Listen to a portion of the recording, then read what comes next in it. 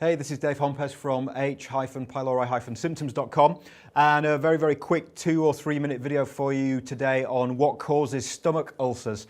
And for many, many years, doctors and the medical establishment in general thought that ulcers were caused by stress. So they would tell people, oh, you have an ulcer, you need to cut down your stress levels and manage your stress better and blah, blah, blah, blah, blah.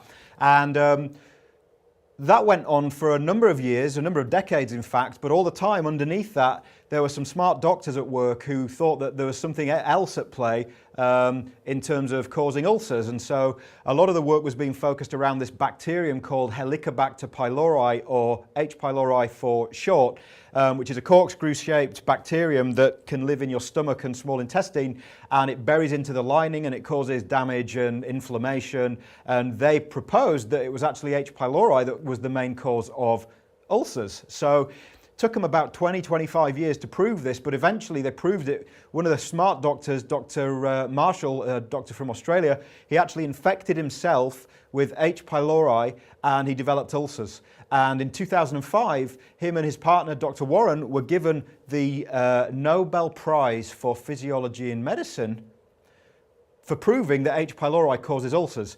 Now, of course, that sparked a lot more research on the matter, and statistically now it's believed that H. pylori causes 80% or 4/5 of stomach ulcers and about 90 to 95% of ulcers in the upper part of the small intestine, the duodenum, and these are called duodenal ulcers, okay?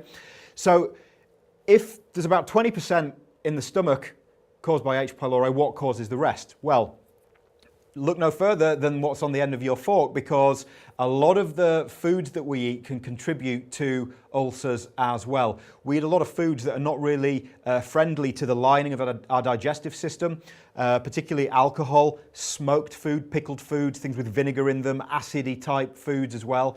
They're not particularly great. And there are other foods that we eat on a more common basis, maybe some of the grain foods that contain gluten, that don't necessarily inflame the stomach, but they certainly inflame the small intestine and can cause all kinds of problems. If you're gluten intolerant or you have celiac disease, you'll know exactly what I'm talking about there. And then the third cause of ulcers is thought to be cigarette smoking, although that's thought to be quite a small percentage of causes there. So I hope that's helped. If you'd like further information, particularly on H. pylori, please feel free to visit my website, which is www.h-pylori-symptoms.com. And if you do have an ulcer and you have not been tested yet for H. pylori, certainly recommend that you investigate that with your doctor. I hope this has been helpful to you. My name's Dave Hompes, and I'll see you next time.